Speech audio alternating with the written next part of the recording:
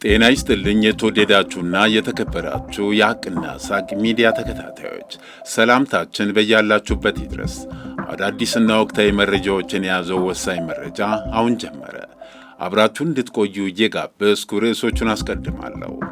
ሌተና ጀነራል ታደሰ ወረደ አስቸኳይ ጥሪ አቀረቡ። ህወሓት ረሃቡን እንደ ጦር መሳሪያ እየተገለገለበት እንደሆነ ተገለጸ። ትራምፕ የኢትዮጵያን አምባሳደር በአስቸኳይ ወደ ዋሽንግተን እንዲመጡ ጠሩ። መስማት ለተሳናቸው ዜጎች የመንጃ ፍቃድ ስልጠና መስጠት ተጀመረ። የሊቢያ ጦር አዛዥና ሌሎች 4 ወታደራዊ መሪዎች በቱርኪ በአውሮፕላን መከስከስ አደጋ ሕይወታቸው አለፈ። ሌተና ጀነራል ታደሰ ወረደ አስቸኳይ ጥሪ አቀረቡ። በትግራይ ክልል በሚገኙ መጠለያ ጣቢያዎች ውስጥ በተፈናቃይ ወገኖች ላይ እየደረሰ ያለውን የረሃብ አደጋ አስመልክቶ የትግራይ ጊዜያዊ አስተዳደር ፕሬዝዳንት ሌተና ጀነራል ታደሰ ወረደ መግለጫ ሰጥተዋል። ፕሬዝዳንቱ በቅርቡ በሕጻጽ መጠለያ ጣቢያ ያለውን አስቸኳይ ሁኔታ የሚያሳይ ምስል ለሕዝብ ይፋ ያደረጉ ወጣቶችን በማመስገን መልእክታቸውን ጀምረዋል። ጀነራል ታደሰ ወረደ በሀገር ውስጥና በውጭ ሀገር የሚኖሩ ኢትዮጵያውያን እንዲሁም ኤርትራውያን ወገኖቻቸውን ለመታደግ እያደረጉት ያለውን የርብርብ ተግባር በራሳቸውና በክልሉ መንግስት ስም አድንቀዋል። ይህ የተቀደሰ ተግባር ተዳክሞ የቆየውን የጋራ እሴት በማጠናከር ረገድ ትልቅ ሚና እንዳለውም ገልጸዋል። እንደ ፕሬዝዳንቱ ገለጻ ከሆነ ችግሩ በሕጻጽ መጠለያ ጣቢያ ብቻ ሳይሆን በተመሳሳይ ሁኔታም በሌሎች አካባቢዎች የሚስተዋል እንደሆነ ገልጸዋል።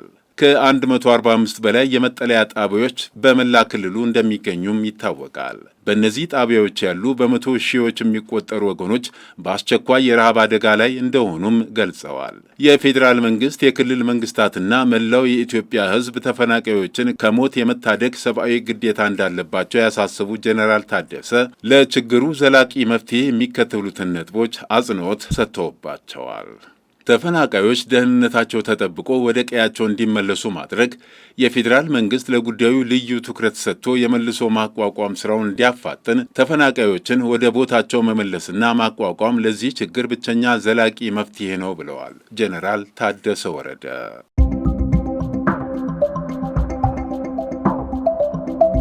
የህወሓት ቡድን ረሃቡን እንደ ጦር መሳሪያ ስልት እየተጠቀመ እንደሆነ ተገለጸ። እውነትና ንጋት እያደር ይጠራል እንዲሉ ነፍሰ በላዮቹ የህወሓት ቡድን አባላት አሁን በረሃብ ከሚሰቃዩ ዜጎች በርካታ ሀብት እንደዘረፉ ተጋልጧል። 121,000 ኩንታል እህልና 55.5 ሚሊዮን ብር ለሕጻጽና አካባቢው በ4 ወራት ውስጥ ተልኳል። መስከረም ወር ላይ 2.8 ሚሊዮን ኪሎ ግራም 12 ሚሊዮን ብር የሚገመት እንዲሁም ጥቅምት ወር ላይ 3.1 ሚሊዮን ኪሎ ግራም 14.5 ሚሊዮን ብር፣ ህዳር ወር ላይ 2.95 ሚሊዮን ኪሎ ግራም 13.2 ሚሊዮን ብር፣ ታህሳስ ወር ላይ 3.25 ሚሊዮን ኪሎ ግራም 15.8 ሚሊዮን ብር፣ በጠቅላላ ድምሩ 12.1 ሚሊዮን ኪሎ ግራም ወይም 121,000 ኩንታል እህልና 55.5 ሚሊዮን ብር ለሕጻጽና አካባቢው ደርሷል። ይህ ድጋፍ ሳይዘረፍ በትክክል ደርሶ ቢሆን ህዝቡ ለዚህ ረሃብ እንደማይጋለጥ ተረጋግጧል። ይህንን ዓይን ያወጣ ዘረፋ የሚያካሄደው ደግሞ ለሴራው በታቀደ ስልት እንደሆነም ተነግሯል። የህወሓት የረሃብ ስልት ተመልሷል። የራስ ህዝብን ማስራብ፣ የዓለምን ትኩረትና ርኅራዬ መፈለግ፣ ኢትዮጵያን መውቀስና ማስወቀስ፣ የጎሳ ቁጣን መቀስቀስ፣ የገንዘብ ድጋፍ ለማግኘት ከረድኤት ድርጅቶች ጋር ማበር፣ የእርዳታ ገንዘቡን ለድጋሚ ትጥቅ መጠቀም፣ ሌላ ፍትሐዊ የተባለ ጦርነት መክፈት የሚጠቀሱ ናቸው። ለ50 ዓመታትና ከዚያ በላይ እየተደጋገመ ያለውን ይህን ጨካኝ አዙሪት በንቃት ልንረዳው እንደሚገባም ተዘግቧል። በእውነቱ በትግራይ ተፈናቃዮች በሰላም ካሉበት የመጠለያ ካምፕ ወጥተው ወደ ተፈናቀሉበት ቀያቸው ተመልሰው የሚኖሩበት፣ በተፈናቃዮቹ መከራና ስቃይ የፖለቲካ ቁማር የሚሰሩ ሆዳደር ዘራፊዎች የህወሓት ቡድን ተፈናቃዮች ወደ ነበሩበት መጠለያ ካምፕ ገብተው 1-2 ኪሎ ግራም ስንዴና በቆሎ እየተቀበሉ ስቃይን በተግባር እንዲያዩ ማድረግ ዋነኛ ዓላማቸው ነው። ኢትዮጵያ አይደለም በሰው ሰራሽ ችግር በሺዎች እየተሰቃዩ ለሚገኙ የትግራይ ወገኖቻችን ይቅርና ለማንም እንደምትተርፍ የታወቀ ነው። ችግሩ የእነዚህ ወገኖች ችግር በዘላቂነት እንዳይፈታ የሚፈልግ ህወሓት የሚባል አካል እንደሆነም ተረጋግጧል። ሁል ጊዜ የትግራይ ህዝብ ሲሰቃይ በስቃዩ ላይ ህዝብን እንዴት አድርጌ አነሳሳለሁ እያለ የፖለቲካ ስኬት ውስጥ የሚገባው ይህ ቡድን ላለፉት ዓመታት ይህን ህዝብ ወደ ቀዬው እንዳይመለስ እንቅፋት ሆኖ አስቸግሯል። የትግራይ ህዝብ ህመማችን እንደሆነ ኢትዮጵያውያን የሚረዱት ጉዳይ ነው። ህወሓት የሚባል ኋላ ቀር ቡድን ህዝቡን ቢፈታው ትግራይ ውስጥ ረሃብን ታሪክ ማድረግ እጅግ በጣም ቀላል ይሆን ነበር። አሁንም መላው ኢትዮጵያዊ የፌዴራሉ መንግስትና የሚመለከታቸው አካላት ሁሉ አስቸኳይ ድጋፍ ለሚያስፈልጋቸው ወገኖቻችን እንደ ከዚህ ቀደሙ በአስቸኳይ ሊደርስ ይገባል። የትግራይ ህዝብ ጦርነት፣ ረሃብ፣ ችግር፣ ስቃይና ስደት ይበቃዋል።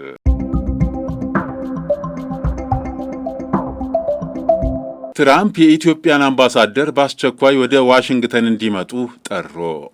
የትራምፕ ጥሪ ያልተለመደ በመሆኑ ትኩረት ስቧል። የአሜሪካው ፕሬዝዳንት ዶናልድ ትራምፕ ኢትዮጵያን፣ ሶማሊያን እንዲሁም ጅቡቲን ጨምሮ በ15 የአፍሪካ ሀገራት የሚገኙ አምባሳደሮቻቸውን ወደ ሀገራቸው ጠርተዋል።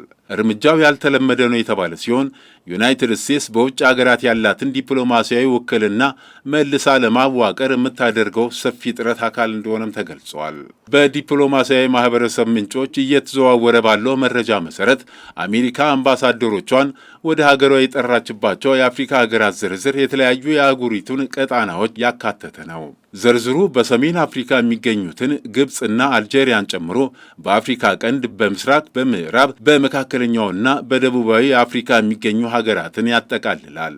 አምባሳደሮቹ እንዲመለሱ ስለተደረገበት ምክንያት እስካሁን የተሰጠ ይፋዊ ማብራሪያ የለም የተባለ ሲሆን ክፍት የሆኑትን የሥራ መደቦች ለመተካት ግልጽ የሆነ የጊዜ ሰሌዳ አለመቀመጡም ተመላክቷል። ውሳኔው በአፍሪካ ቀንድ፣ በሶማሊያ፣ በኢትዮጵያና በጅቡቲ የሚገኙ የአሜሪካ አምባሳደሮችን እንደሚመለከት የተነገረ ሲሆን ቀጣናው በዓለም አቀፍ የንግድ መርከቦች መተላለፊያነቱ በአሜሪካ የጦር ሰፈር መገኘትና በጸረ ሽብር ተግባራት ቅድሚያ የሚሰጠው በመሆኑ ለዋሽንግተን ስልታዊ ፋይዳ ያለው አካባቢ መሆኑ ተጠቁሟል።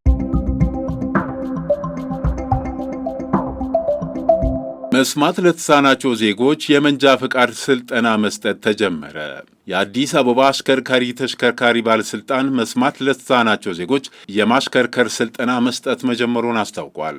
ሰልጣኞቹ የማሽከርከር ፍቃድ እንዲሰጣቸው ረዥም ዓመታት ሲጠይቁ ቢቆዩም ትኩረት ሳይሰጣቸው እንደቆየ አንስተው እንዲሰለጥኑ በመደረጉ የተሰማቸውን ደስታ ገልጸዋል። መስማት የተሳናቸው ዜጎች የክህሎትና የሥነ ምግባር ስልጠናውን በተቀመጠው ስታንዳርድ መሠረት በመውሰድ ብቁና ምስጉን አሽከርካሪ ለመሆን በትኩረት እንደሚሰሩ አንስተዋል።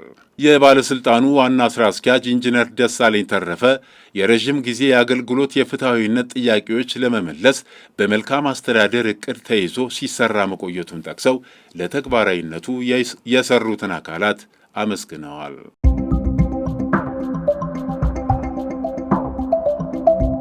የሊቢያ የጦር አዛዥና ሌሎች 4 ወታደራዊ መሪዎች በቱርኪዬ በአውሮፕላን መከስከስ አደጋ ሕይወታቸው አለፈ።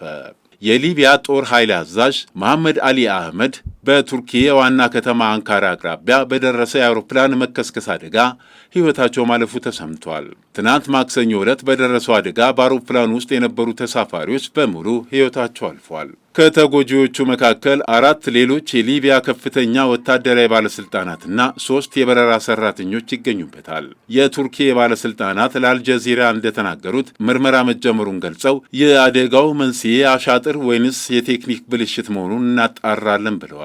የሊቢያ ጠቅላይ ሚኒስትር አብዱል ሐሚድ ዲባቤ በፌስቡክ ላይ በሰጡት መግለጫ የአልሃዳድ ህልፈትን አረጋግጠዋል። አሳዛኝ አደጋው የተከሰተው የልዑካን ቡድኑ ወደ ሀገራቸው ሲመለሱ ነበር በማለት ይህ ታላቅ አደጋ ለሀገር፣ ለወታደራዊ ተቋሙና ለመላው ሕዝብ ትልቅ ኪሳራ ነው ብለዋል። አገራቸውን በቅንነትና በትጋት ያገለገሉና የዲሲፕሊን የኃላፊነትና የብሔራዊ ቁርጠኝነት ምሳሌ የሆኑ ወንዶች አጥተናል ሲሉ አክለዋል።